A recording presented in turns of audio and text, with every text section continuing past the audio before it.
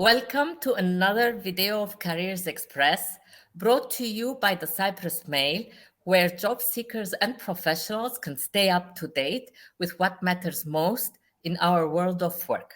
Today, our topic is mental health and burnout in the workplace, especially the remote workplace.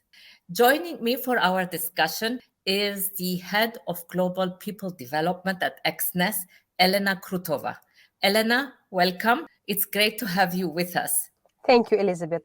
According to McKinsey, 90% of employers surveyed said COVID-19 is affecting workforce mental health and productivity, including 75% of Gen Z employees. How would you say the traditional approach to employee mental health concerns has been up to now in Cyprus work culture?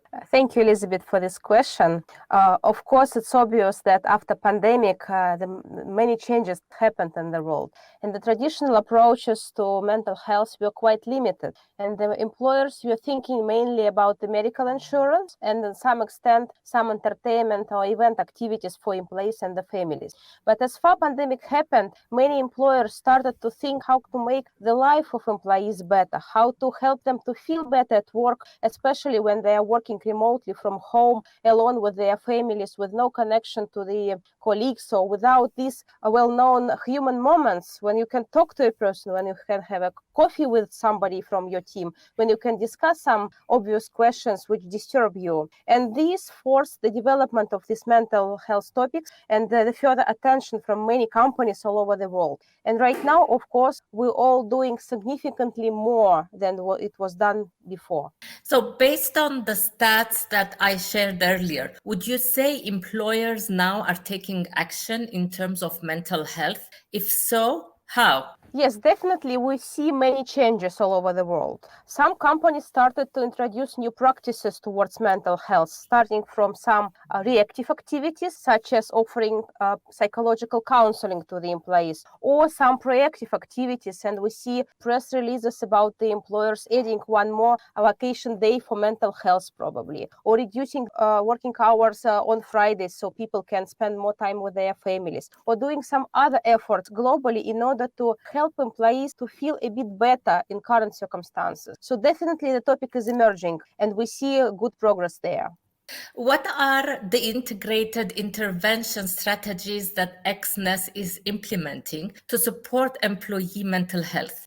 We are doing a lot in both directions. First of all, we are trying to prevent any signs of burnout or any signs of mental health problems. And this may start from some simple activities, like allow your employees to have the lunch without any disturbance and without any working meeting. Or it can be the rule that nobody sends any emails after 6 p.m. and any email sent later should be answered only the next day. Or it can be some proactive discussions with invited speakers, how the company can support the employees and what are the signs about the mental health issues.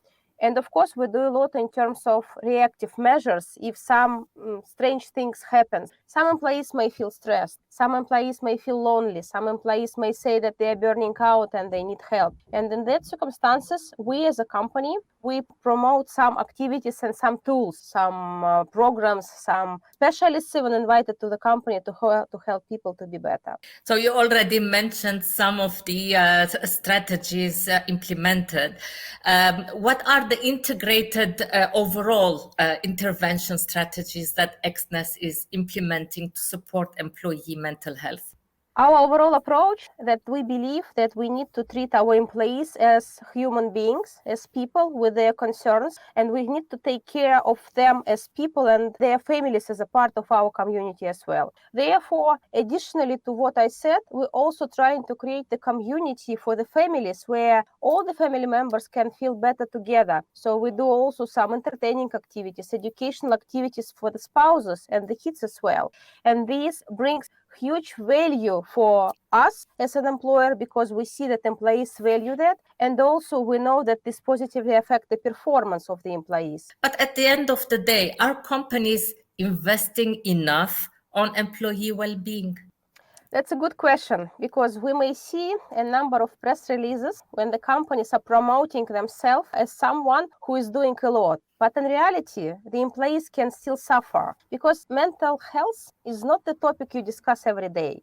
In many companies, it's forbidden to talk about that. Some employees may feel ashamed that if they address this topic, that they will not be considered as some strange people with some strange mental health problems. Therefore, it's still a discrepancy between what is said and between what is done. And one of our strategy here is to avoid this discrepancy, because we don't want mental health topic to be stigmatized with this idea that this is not something normal which may happen to everyone. And we are trying to also promote the awareness that if you are struggling, you have to find a way to address that without fear being punished for this, or without the fear being considered as a strange person with strange needs.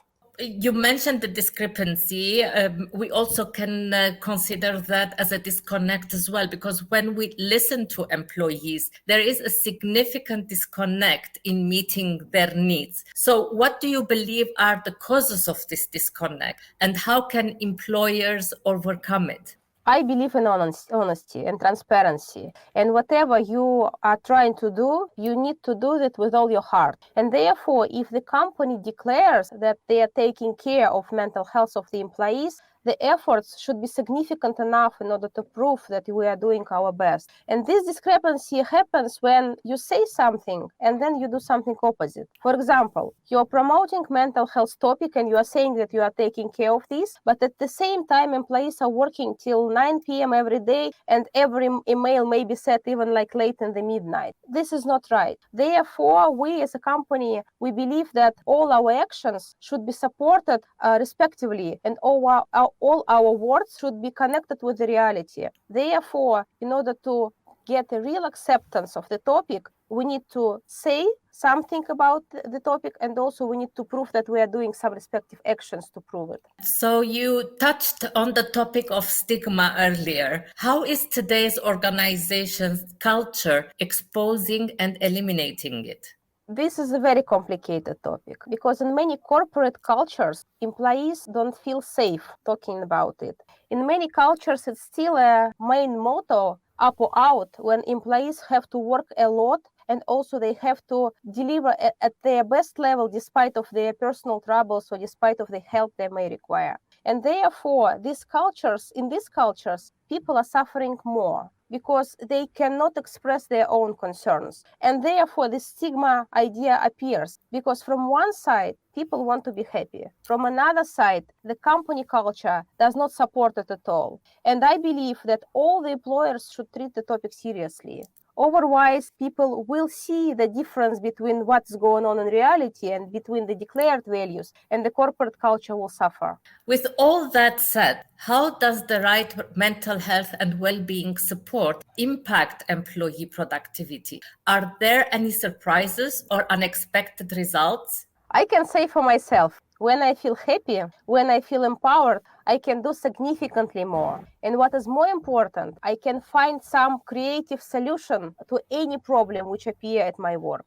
But if I feel depressed, if I don't feel needed by my organization, my productivity will be on the lowest level. And we see the same situations in many cases. The employees who are enjoying their life, who are enjoying their work, they can do significantly 10 times more than average employee who is struggling. And of course, there are a number of researchers supporting this. I cannot give you a specific percentage, but we see the difference. And what we see proves again that happier employees are more productive employees.